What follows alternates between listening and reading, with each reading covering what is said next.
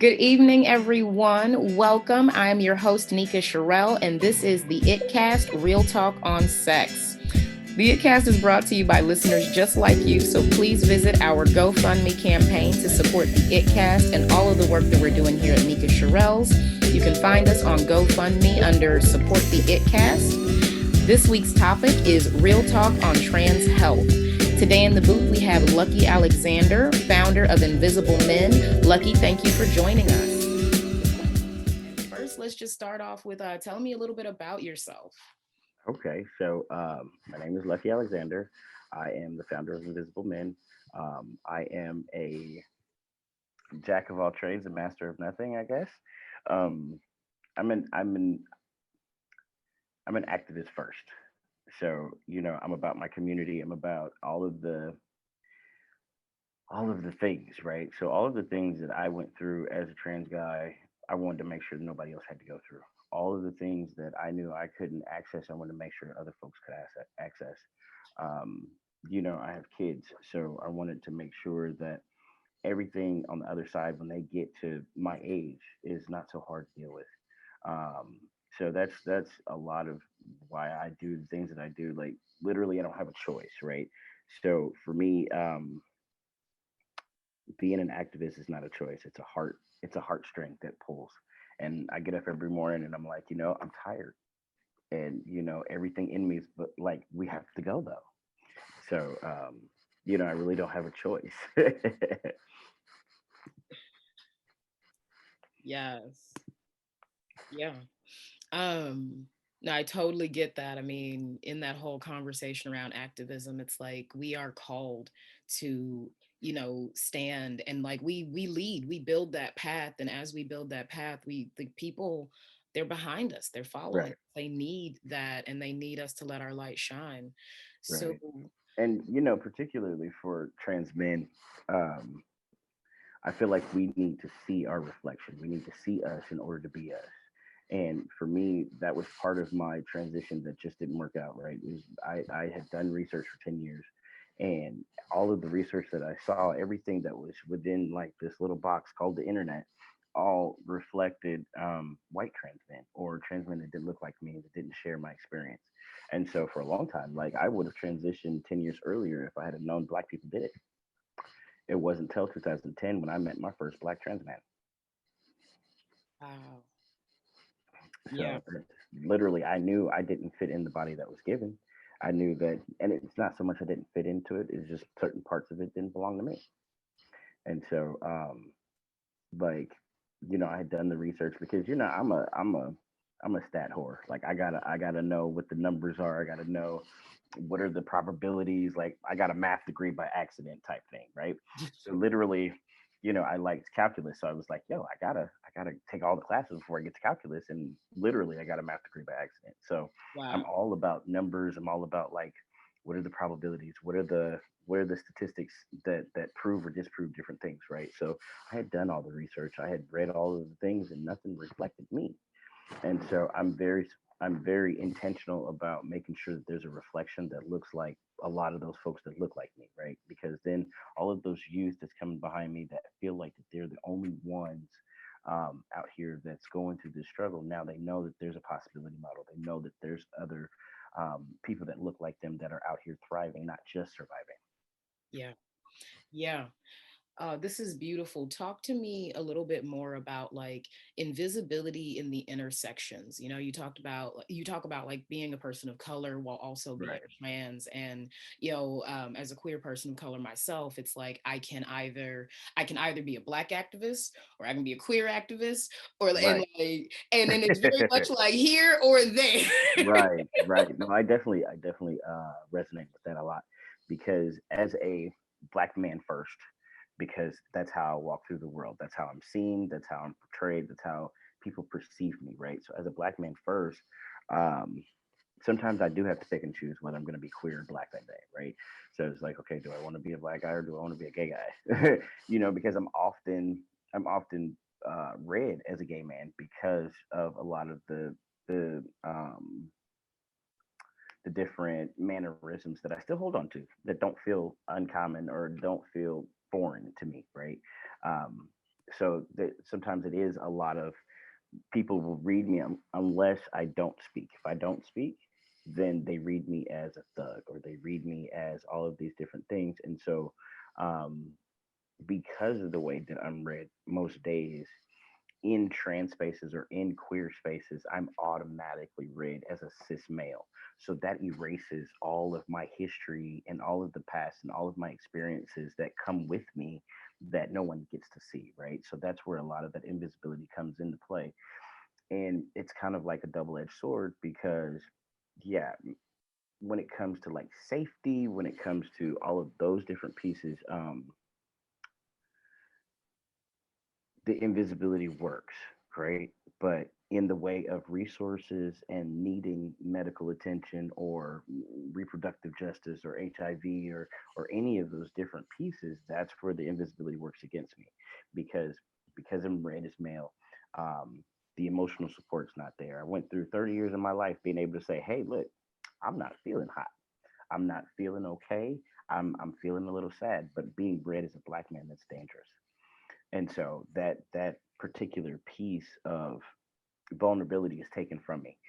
That particular leverage that I had as being red female is taken from me. And so, like, where do I put that, right? Because we're handed this narrative that black men are supposed to be strong, that we're not supposed to show emotion, that we're not supposed to cry, that we're not supposed to be vulnerable, right? And so that's dangerous for trans men because if you go through the majority of your life having that space and now you don't have it, like, where do you put it?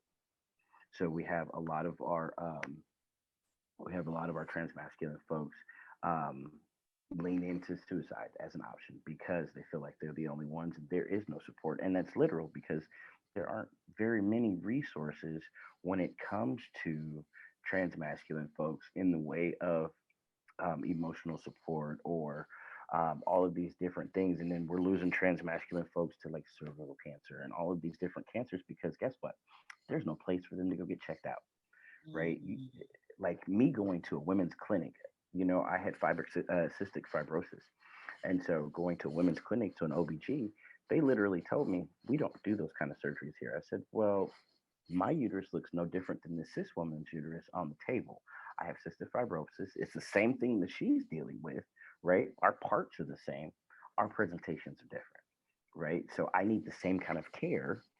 It might be a little unique to you because of the way I look, and that's okay. But I still need this care. I still need these services, right? And so I got turned away from the OBGYN, and literally it set me back 3 months. And so at the time, I was bleeding 22 days, and like 22 days out of every month. So literally, I got a week of reprieve, right? And so I'm in constant pain. You just set me back 3 months because of your discrimination. Okay, you're a doctor and nurses. What's the creed? First, do no harm, right? My wife's a nurse. I know that creed. Yeah. So if I went through that, like how many other people that look like me and present like me are going through the same thing, right? And so like this also adds to a lot of those factors around like what does it look like to be a trans person that is masculine, that is of color, like what kind of access does that look like, what kind of privilege does that look like, because a lot of what's given to us is you have this male privilege as a black man does not look the same as it does as a white man or even a Latino man or all of these other, because it doesn't matter where you are, you're still looked at as a threat, right? And then let's go into HIV. Okay, HIV is the same kind of situation because when you look at trans men are often screened out because we're not born biologically male. So if you go to different outlets like different LGBT centers, different medical centers that service folks with HIV or service folks, have these different services around prevention and treatment, trans men are screened out. Okay, and so that does two things. One, that leaves them vulnerable to the virus as it is, right? But it also sends this message that you're not at risk. So now we have, Apologies. What do you mean screened out? so a lot of when they go through the screening process, right? A lot of times when I go to get tested or I go to, like, even when I tried to access PrEP, because at the time I had a positive partner. So when I went to go try to access these things, Okay, the question was, are you MSM? Okay, so are you gay guy? Men sleeping with men, or trans women, right? So these are the services that are catered to, right? And so I oftentimes, to get tested, had to lie and say that I was a cis man that slept with other men, even though I'm pansexual, and that's not out of my scope, but I'm not cis, right? But because of the way that I present, that was the only way that I could get tested. That was the only way that I could access PrEP. Like literally, I had to go to three different clinics with a positive partner. With a positive partner, I had to go to three different clinics before I could access PrEP. And then let's look at PrEP, right? So PrEP is not created for female bodies, right? Truvada works for female bodies. Descovy is not made for us at all. Okay. But even in that research, they apply um, they apply the same risk that that bisexual women have to trans men. Okay, because they feel like we are the only that we transition and we primarily date cis women, and that is the furthest from the truth. You have 90% of trans men identify as outside of the straight, right? So pansexual, bisexual, gay, whatever that looks like. So that one fact alone leaves us open to so much risk. And then let's take that even further. When it comes to risk, we're looking at trans men that are dating that may be gay, right? But they're dating cis men, and a lot of those cis partners will take that gender affirmation and use that to their advantage. So now you have trans men that are looking for affirmation of their gender. So if you have a cis male that's like, "Come on, daddy, I don't want to use a condom," they're more likely not to use a condom. You see what I mean? And so that leads more to more risky behaviors. Hmm. So all of these different factors need to be factored in when we talk about trans men. We sit in this really weird niche that is very unique to us. We have very unique challenges. And once folks understand that we have these kind of unique challenges, then we can address them, right? Um, Even in reproductive justice, you have trans men that are having babies left and right because that's what they choose to do.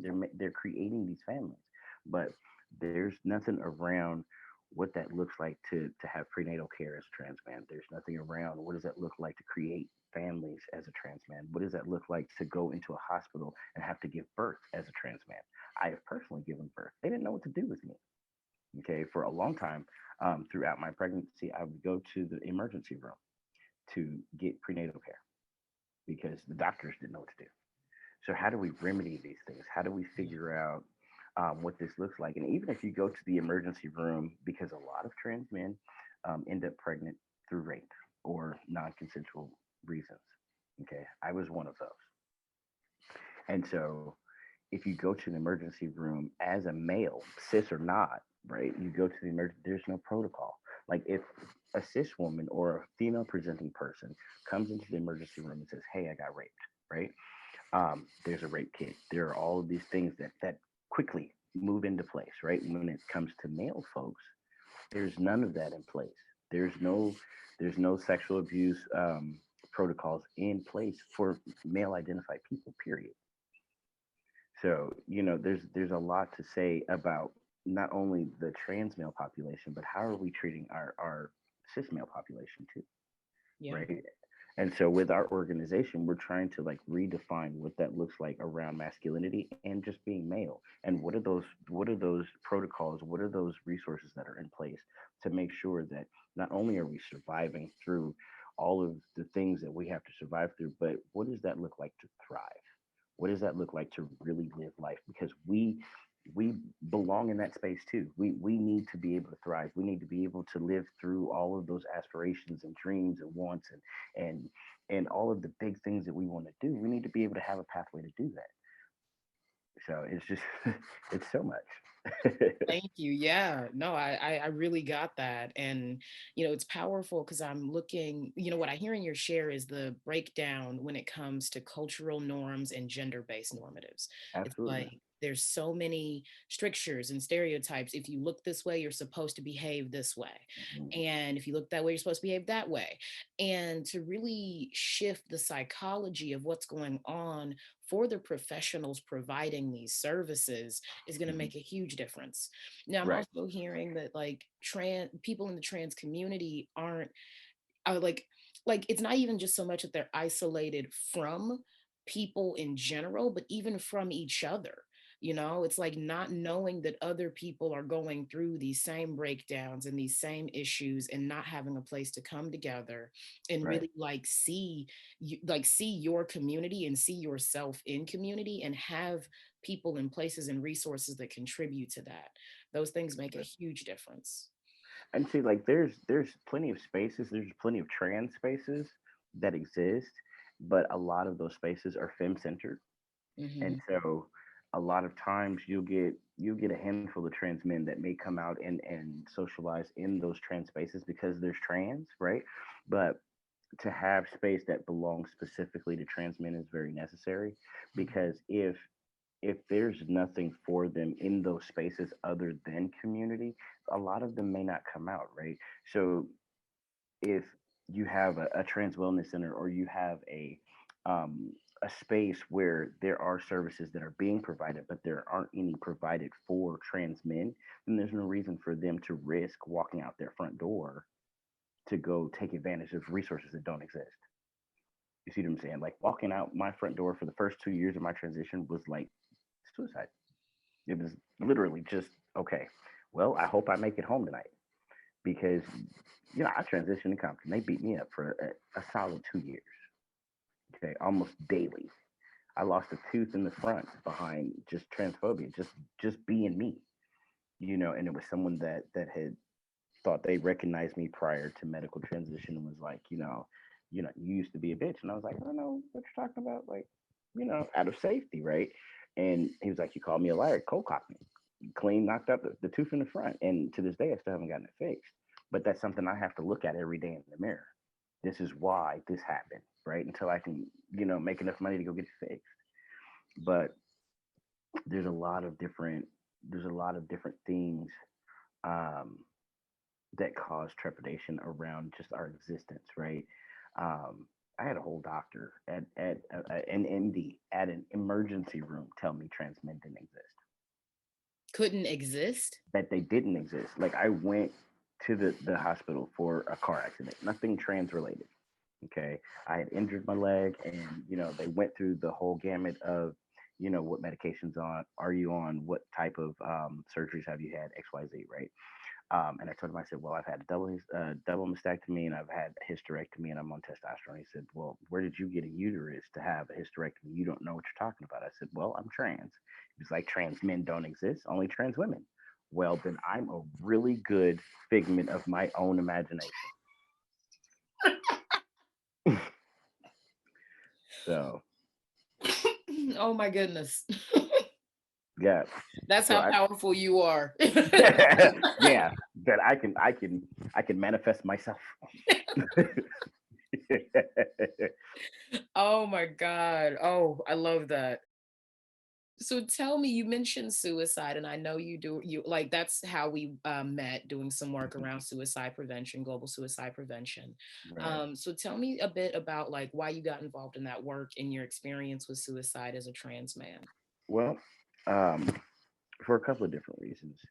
First, I have personal experience with suicide. Um, I've made 8 attempts in my life. Uh, the very last attempt was due to intimate partner violence, and I had a partner that was abusive, and for about a year was gaslit around a lot of things, including my body and my own body image. And so a lot of times I was talked to like I was, like would refer to my body parts as woman parts. Um, and use that terminology, like vulgar terminology, not even just like vagina and penis. It was like pussy and this, that, and third, right? So one, you're dehumanizing me and you're demeaning me as a man, right? And emasculating me on all levels. Um, and once we split, like she stalked me for a year. And so in that process, I realized that there really wasn't any help anywhere. And I called all the hotlines. I called all the DV shelters. I called the police. The police, as a matter of fact, told me that I was a big boy and I could handle it. So all of these different things, right? And so literally, suicide was my only option because I said the only way to keep my kids safe, the only way to keep my family safe was to take out the target, and I was the target. And so literally, I walk around with scars every day because I tried to chop my entire arm off. Now I have very limited use of my left hand, um, and that was a year and a half ago. I'm sorry, that was 2 years ago. So that was relatively recent, and it's something that I still have to deal with. You know, I suffered a lot of PTSD behind that relationship, but that's one thing that we don't talk about when it comes to trans men is trans men are at the highest risk of suicide because of the lack of resources. And literally, this is stated in so many different research studies, is that because of the lack of resources, it equates to loss of life on so many levels, right? And so that was another reason why I stepped into this place, because I was like, I can't watch another one of my siblings pass, right? Because there was no reason, there was nobody there, there was nobody to help, you know. And I know from experience, calling all of the hotlines and calling and reaching out to the community and trying to figure out who do I call, right? And every time I turned around, it was, you're a big boy, you got this, or you're a man, you're strong. You know, like, no, not all the time. Like, we're not meant to be strong all the time. We're not meant, we're vulnerable, we're humans, we're fragile. Yeah. Okay. Human beings as human beings are fragile, whether you're cis male or not. Like, Yeah. to allow masculine presenting humans to Right. have more emotional range and depth is going to allow a lot of things to heal. I mean, Exactly. that, like, that stricture is a large part of what perpetuates, trauma, PTSD, anger, war, like multitudes of Right. violences, by keeping people from being fully self-expressed. And it also perpetuates a really, really toxic part of masculinity, right? Because masculinity in itself is not toxic, Yep. right? Because we could be healthy masculine people, right? And so we're doing a lot of that modeling, a lot of that possibility creating, right, around what masculine looks like in a healthy way. So masculinity, like I said, in itself is not inherently bad, but how you use it and how you wield it is what is where it becomes masculine. I mean, and where it becomes toxic, right? So if you use your masculinity to run over other people or to bully other people, then yeah, it's absolutely, toxic, right? But that's the person. That's not them being masculine. And it's also the way that the world treats us, right, as men. And that was one thing that I learned quite quickly through my transition, is being able to see both sides of the coin, is really seeing how the world treats both sides, right? The femme and the mas. Because even as a masculine female presenting person, I was treated much differently than I am as a man. You see what I'm saying? Like, a lot of the homies wanted to protect me as a stud. A lot of the men in my life would still see me as a girl, not as a masculine person, right? And so I was still protected. I was still sheltered. I was still like, I got you, or people would open the door for me, right? And then, like, it's a polar shift trying to navigate a man's world, a cis man's world, right? Because they treat each other so terribly. Like in that space, like, men treat each other so terribly, but that's because that's what they're fed, right? They don't know any different. Um, and so I think that there's so many different ways that we could shift what masculinity looks like, because masculinity is not a bad word, right? We just got to figure out how that could look in so many different iterations and in so many different ways. We can remanufacture what masculinity is. Yeah. Yeah. And it's it's important that we approach this from all sides of the conversation. I've recently moved from using terms like toxic masculinity into to using terms like gender toxicity. Because Hmm. there's toxic femininity, there's Absolutely. toxicity in how you carry yourself Hmm. and how you operate in spaces with other people, like whether or not you're trying to dominate them or all the things that you were just saying. And so Right. really creating that space of like checking your gender privilege, because gender privilege is one Works of on the both things sides. that leads to gender toxicity and Hmm. not really being present to what that is.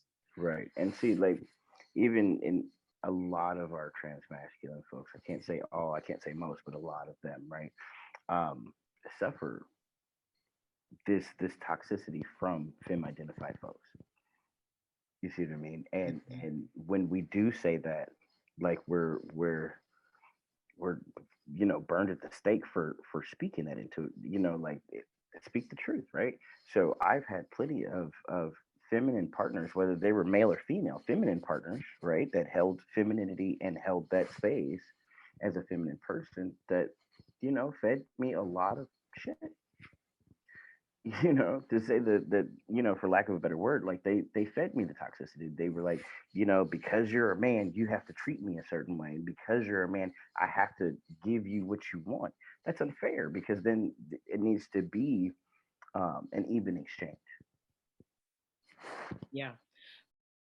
Let's talk a bit about intimate partner violence. You know, Okay. you mentioned that, and um, it's definitely, I love the phrasing because it really does shift it from, from some of those past-based, very gender-specific Hmm. concepts into this idea that like you can have that in any correlation of partnership.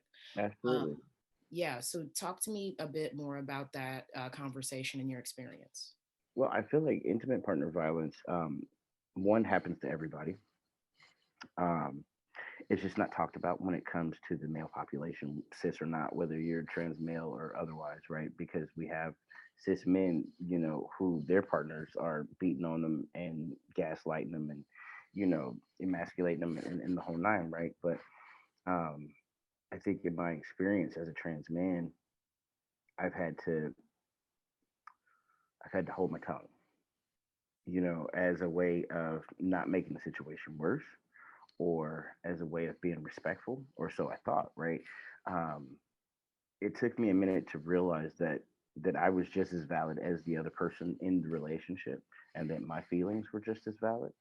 But I had to go through hell and high water to realize that on the other side. I had to nearly die to realize that on the other side. Um, and I hope that there are people out there that understand their worth and understand that they don't have to deal with it. But for those that can't, or are unable to see that through all of the murk that is fed to them, because intimate partner violence comes in so many different ways. A lot of times it may not be violent. It may not be like violent in the way in physical violence, right? It may be emotional abuse. It may be intellectual abuse. It may be just, gaslighting is one of the most deadliest abuses, because it's slow and you don't even know it's happening until it's too late. You see what I'm saying? And it's one of the most pervasive forms of abuse, because the abused person doesn't even realize it till they don't recognize themselves anymore, right? And so I think that it's definitely something that needs to be talked about more, and there needs to be space created for folks to be able to express themselves, um, and say, "Hey, this is not cool. I don't feel like this is okay." There are boundaries that have been crossed. There's consent that was just nixed. So I want people to understand that your no is no, regardless of whether you've been with someone 10 years or 2 years. Your no is no, whether you're in the middle of sexual intercourse or not. Your no is no. If you're in mid stroke and you're just not feeling it, it's okay. You feel what I'm saying? And a lot of the intimate partner violence that I personally have experienced has come from a sexual place. Like, you're gonna give me what I want because this is what I want, right? And regardless of how I feel about it, it's like, look, there's two of us here, and we have to agree, and there has to be consent. But if I'm the only one like asking for consent, then it's not going to work. It's lopsided, right? And so I hope that at some point we can figure out how to give those voices to those folks that feel like they're not supposed to talk about it, or feel like they're supposed to keep it a secret because it's taboo and you don't want to look weak, or you don't want to look. And that's where a lot of that toxic masculinity comes into play again, right? Is we don't report these things. It is very underreported because of all of these ideals and these narratives that are handed to masculine people. And the killer part is, like, for a lot of folks that endure a lot of that particular type of intimate partner violence, um, they're stuck having to heal on their own because there's no answers. There's because from experience, I wanted to know why, like why, like I gave you my heart, right? And I gave you all of those things that I thought were part of a relationship. And now I want to know, why did you do this to me? Why was this the course that we took? Like, where did I go wrong, right? And we start to internalize that as the abused partner. You start to internalize those things. And you start to figure out, like, what is going on? What did I do wrong? Because that's what you've been fed, like, throughout this relationship. And like, you were wrong, and you did this and you did that. And it's like, okay, maybe we should sit down and really have those conversations. And instead of putting blame, let's really figure out like where the problem is, because it's not people, it's the actions, right? Like, if you don't peg people with their actions, okay, like, I don't agree with your actions, but I don't hate you, right? um Yeah. and you're stuck having to heal on your own. You're stuck. And especially as trans men, if there's no resources, if there are no outlets, if there's no way of healing, and you go through something like this, where are you supposed to put that? How are you supposed to pick up the pieces and put them back together? Right. Yeah. Yeah. I'm really getting in the conversation around trans men being more at risk for suicide. There's also the conversation around being at more at risk for trauma and sexual trauma. Like, women deal with sexual assault at a higher rate reported than men. Right. And in that conversation, when you step into the LGBTQ community, it becomes even deeper. There's a lot of people, like, you two women in relationship, it's like a lot of times that's not reported.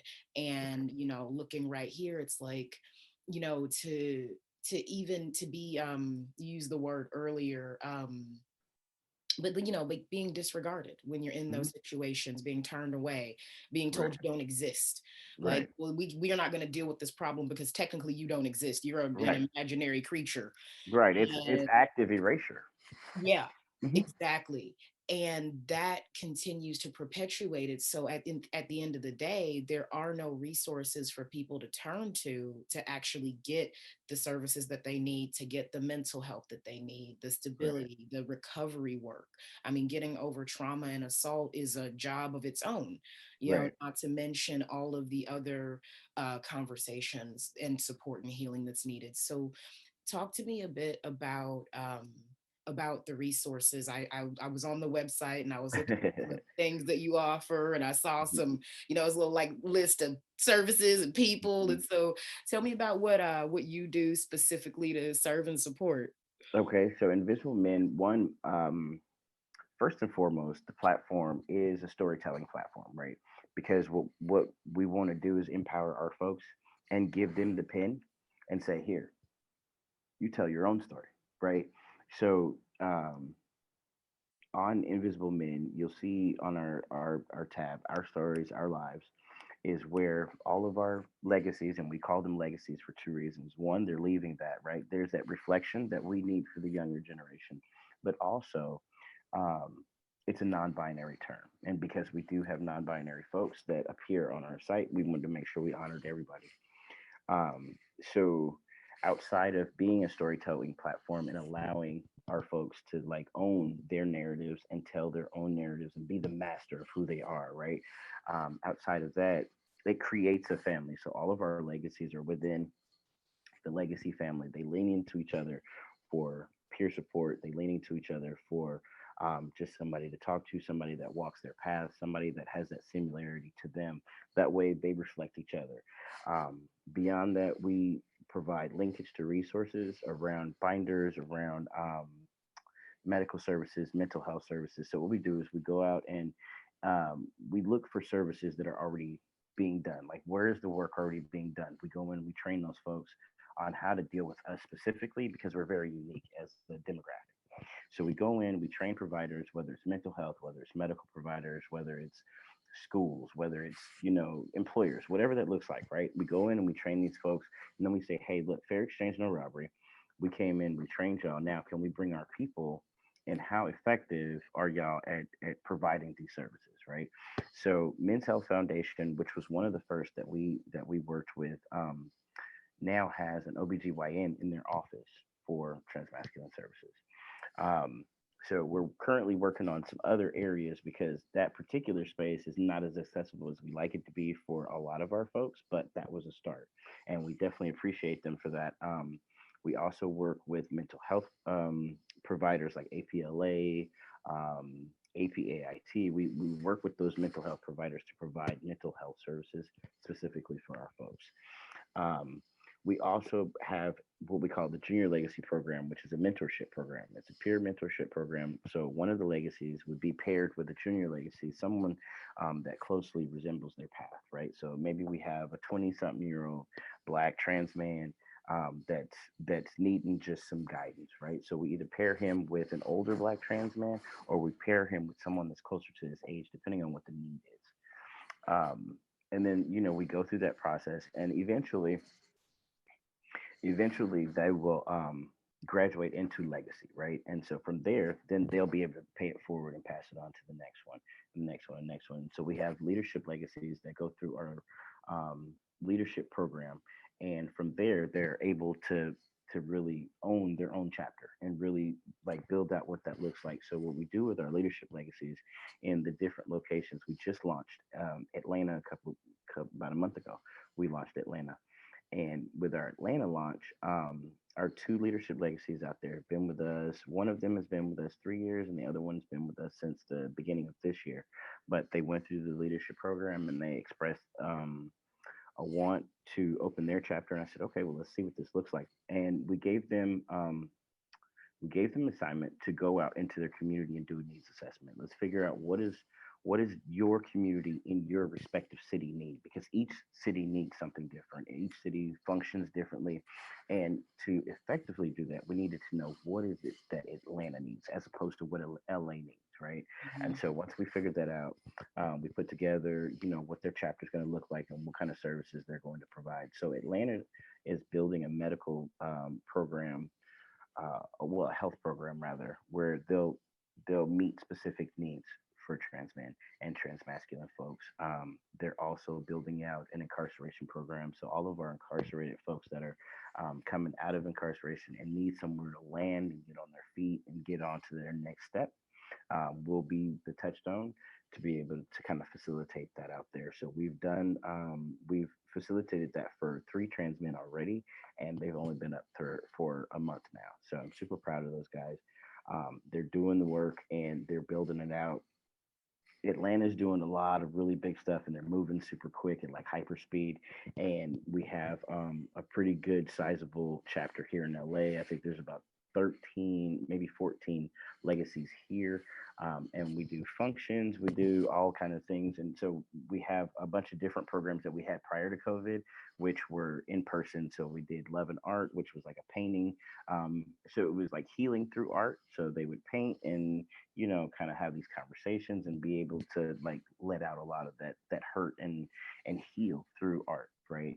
And then we have recess, which is exactly what the name is. Like literally, you go out on the play yard and you go play, and it's healing through play, because what we know is that a lot of our trans community, a lot of those first traumas happen in that school age, so between like 5 and 12, right? So if we allow people to regress in a safe space and regress to that space and play as the children that they were or are now, right? And let them feel themselves in that space and play as little kids do, right? As innocent as that is. And so we have cis folks that come in and volunteer to be caretakers. So every person that's on the play yard has somebody that's looking out for them and say, "Hey, get down from there. Hey, did you eat? Come, it's time for a snack." Something like that. You feel what I'm saying? Because we also know that a lot of our trans folks don't have that family, right? And they have chosen family, or they just don't. They're isolated, and they just need someone to care for them at least for that couple of hours, right? And so the couple of iterations that we've done of Recess were so powerful that I was like, oh my God, like this is it works way better than it did in my head, right? So because I'm a big kid and I'm like, oh, this would be dope if we just get everybody to go play, right? So I was like, okay, this will work. But it worked way better than I thought it was going to, because it did allow people to regress in that space and um and just be them the way that they wanted to be when they were that age, right? And a lot of that healing starts to happen in that space from those first traumas. And so we allow folks to go through a lot of that. So a lot of our work is around healing traumas. A lot of our work is around like really just wrapping our arms around folks and saying, "Hey, I got you. We're here for you. How can we support you?" Yeah, that's beautiful. That's beautiful. I'm very present to the power and the healing and the whole like reparenting conversation and age regression, and just to get, just to tap into those spaces and those resources. I love it. I love it. I also love what you created, like Atlanta and like what they need there, Hmm. versus what LA needs. And, like Hmm. don't forget San Francisco. I mean, like Right. No, we're uh, working on more chapters. So it looks yeah, like our Arizona chapter is going to be ready to go probably at the beginning of the year. nice. Uh, and then I think after our next round of leadership legacies, um, we'll probably have another chapter that's going to go up in Virginia. Beautiful. That was my next question. Is like really getting this out across the country, because Hmm. I know up here in the Bay Area, I'm quite privileged given all of the different like resources that are available.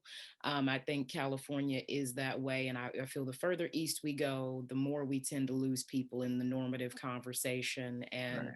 it can be very easy to be isolated out there. So this is, Right. We have legacies from LA to New York. So yeah, we have 30 legacies right now. We have one in Minnesota. We have a good chunk of them are here in LA, but we've got New York, we've got Minnesota, we've got Virginia, we have North Carolina. Um, ooh, they're gonna hate me because I can't remember all of the cities, I, but there's so many. That's beautiful though. And what I'm hearing is that those all that information can be found on your site under the legacy, like our legacies, our stories Yes. section. So if people want to read those stories and Yeah. even like expand chapters in those areas, Mhm. how does someone become a legacy with Literally, all you do is tell your story. We don't make it hard at all. So, if anybody would like to tell their story and just be visible and show up and be heard and seen, send us your story and send us a photo if you want to do that. If not, we can do anonymously. Like I'm here to tell everybody's story. There's nothing. We don't want to put any barriers in the way of folks being able to be visible and have that visibility that is necessary for so many of us, right? Because you're not just being visible for yourself, you're being visible for the next generation that's coming behind you. You're being visible for the ones that can't see themselves in the ether right now, that can't see themselves in their own ciphers. We want people to be able to be visible for not only yourself but for anybody else that needs to see that. You know what I mean? So we don't make it hard. We don't make it hard at all. And there's so many benefits that comes with being a legacy that maybe, folks that are outside of the family can't see. um, we make sure that every single legacy that is on our website has contact, is able to reach each other. There's not one degree of separation between any of the legacies. They all have access to each other.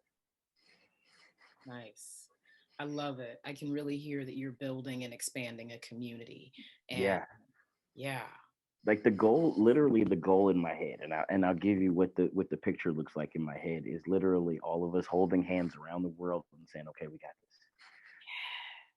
It's literally just you know It's just a chain of all of us saying, okay, look, we're here for each other. And just by virtue of you being a legacy, I don't care if you're in New York and I'm in New Mexico, just by virtue of having that moniker that they share, then that automatically bonds them. That all it automatically gives them something to bounce off of when it comes to like they already know being part of the organization that they have a similarity somewhere, right? And then that's up to them, and there's no pressure. You don't have to be active. If all you want to do is add your story and be visible, and then that's it, that's fine.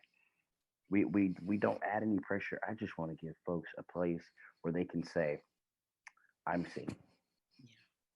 Yes. Wow. Thank you. Thank you. Lucky, hit me with your website and the best way for people to submit their stories. And Okay, so the website is Invisible T Men with the letter T in the middle, MEN at the end.com. And the email address is Lucky Alexander at invisibletmen.com. So it's LUCKIE, Alexander, common spelling, at invisible, letter T in the middle. beautiful, beautiful. And then you can find us on Instagram, Facebook, Twitter, all the things. YouTube, we're everywhere. I'm telling you, we're visible. Boom. I'm gonna tell you a quick.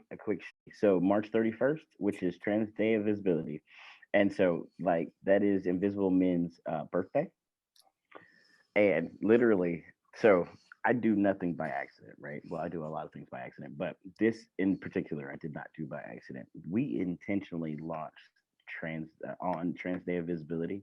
I said, look, they gonna see us if we launch on the day of visibility, right? We need to be visible. There we So go.